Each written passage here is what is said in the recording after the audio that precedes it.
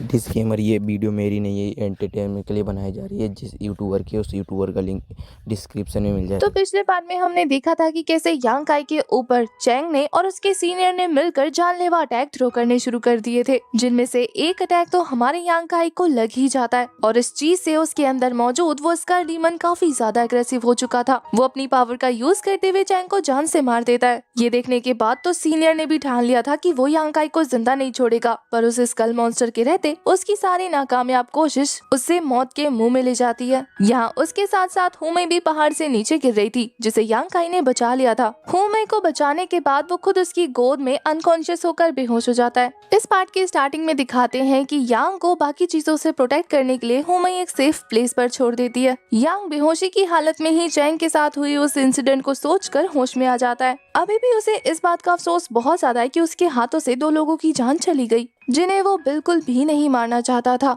होश में आने के बाद वो हुमई को इधर उधर ढूंढना शुरू कर देता है। उसके हिसाब से हुमई किसी मुसीबत में ना पड़ गई हो। पर दूसरी तरफ हमें हुमई को दिखाते हैं, जो इस खतरनाक फाइट के बाद खुद को रिफ्रेश करने के लिए नहा रही थी। तभी वहाँ पर उसे ढूंढते ढूंढते यांग पहुँच जाता है। वो दोनों ही एक दूसरे को देखकर काफी ज्यादा शर्माने लग जाते हैं। यहाँ यांग काई काफी ज्यादा नर्वस होते हुए कह रहा था कि मेरे घाव को साफ करने वाली वो तुम ही थी। इस बात पर वो कुछ कहती नहीं है, बल्कि शर्मा जाती है। यहाँ यांग अपनी रिस्पॉन्सिबिलिटी उठाते हुए कह रहा था कि मैंने वो सब जानबूझ के नहीं किया, मतलब उसके सेक्ट के 2 लोगों को जान से मार देना। हुमई खुद को संभालते हुए कहती है कि हमारे लिए बेहतर होगा कि हम इस बात को जाने दे। वैसे भी वो पानी की नदी के साथ कहीं न कहीं बहकर चले गए होंगे। जब तक इसके बारे में किसी को पता लगेगा, उनकी लाशें आसपास नहीं होंगी। ये सुनकर यांग काई को तो बहुत ज्यादा बुरा लग रहा था, पर हुमई कहती है कि अगर किसी ने मुझसे पूछा भी तो मैं कह दूंगी कि वो दोनों आपस में फाइट करते हुए क्लिफ से नीचे गिर गए और उन दोनों को लड़ता हुआ देखकर मैं वहाँ से भाग गई, क्योंकि वो मेरे पीछे पड़े हुए थे। उसकी ऐसी बातों से यांग काई समझ जाता है कि हुमई कितनी चालाकी से झूठ बोल सकती है। इसका मतलब तो ये है कि ऐसी सिचुएशंस उसके सामने बहुत बार आई होगी।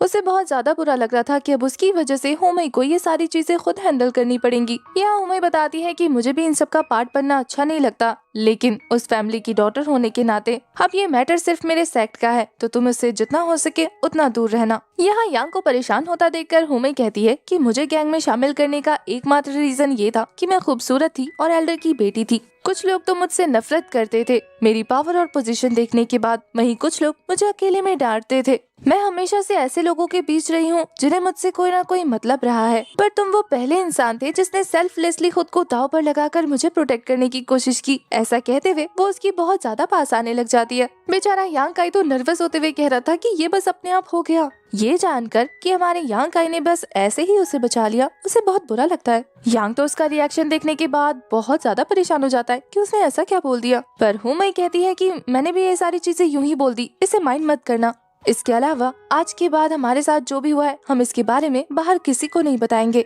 और ना ही आज के बाद मैं दोबारा तुम्हारे पीछे कभी आऊंगी। हमारा सफर बस यहीं तक था। ये बोलने के बाद वो वहाँ से चली जाती है। वो अपने मन में ये उम्मीद तो जरूर करी थी कि यांग काई उसे रोकेगा, पर यांग उसे चाहकर भी नहीं रोक पाता, क्योंकि वो जानता था कि ये चीज हुमई और उसके लिए दोनों के लिए ही बेहतर है। ऑल्दो वो उसके ऐसे सैड होकर जाने से बहुत ज्यादा उदास था। वो तो बहुत ज्यादा मुंह लटकाकर जैसे ही अपने घर पहुंचता है, अपनी छड़ी को गायब देखने के बाद उसे ऐसा लग रहा था कि क्या उसके घर में चोर तो नहीं घुस गए। अच्छे से चेक करने के बाद कि उसके बिस्तर पर भी सीनियर सिस्टर नहीं है, वो बहुत ज्यादा परेशान हो जाता है। पर तभी अपने पीछे किसी की आहट सुनने के बाद वो जबरदस्त किक थ्रो कर चुका था। ये और कोई नहीं बल्कि युनतियान था, जो यांग को रोकते हुए कहता है कि अरे भैया क्या कर रहे हो। यांग के पूछने पर कि मेरा झाड़ू तुम लोगों के पास क्या कर रहा है, वो तो कहते हैं कि हमने तुम्हारी हेल्प कर दिया, सारा फ्लोर साफ कर दिया है, अब बस तुम्हें सिर्फ एक ही काम करना है और वो है जमकर प्रैक्टिस। तुमने हमारे सीनियर ब्रदर सुमो की हेल्प की थी ना चेंगकोंग की अच्छी खासी पिटाई करने के बाद, तो तुम्हें और ज्यादा स्ट्रॉन्ग होने की जरूरत है। इसे हमारी तरफ से एक छोटा सा हेल्प समझ लेना। यांग तो उनकी इस दिलदारी के लिए उन्हें बिठाकर पानी पिलाने वाला था, पर वो कहते हैं कि हमारे पास बिल्कुल टाइम नहीं है, क्योंकि हमें भी प्रैक्टिस करनी है। सीनियर ब्रदर शोमो जोर शोर से प्रैक्टिस में लगे हैं और तुम्हें भी बहुत ज्यादा हार्ड वर्क करना होगा। ये बोलने के बाद वो सारे के सारे वहाँ से निकल गए थे और उनके जाने के बाद यांग का यही सोच रहा था कि अब सिर्फ उसके पास मेहनत करने का वक्त है, जिसे वो बहुत अच्छे से यूज करेगा।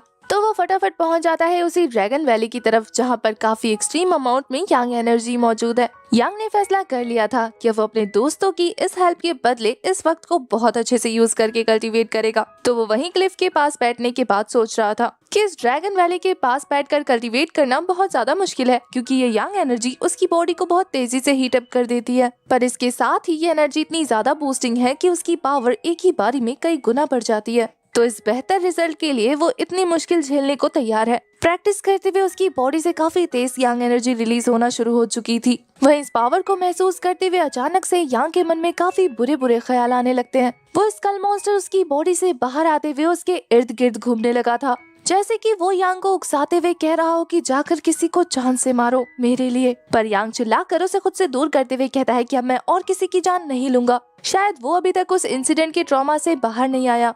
किसी के साथ फाइट करना तो अलग बात है, लेकिन उसे जान से मार देना ये बहुत बड़ी बात है। यांग काई उनमें से है जो किसी को इंटेंशनली हर्ट नहीं करेगा जब तक कि सामने वाला उसे एक्सट्रीम लेवल पर पुश ना कर दे।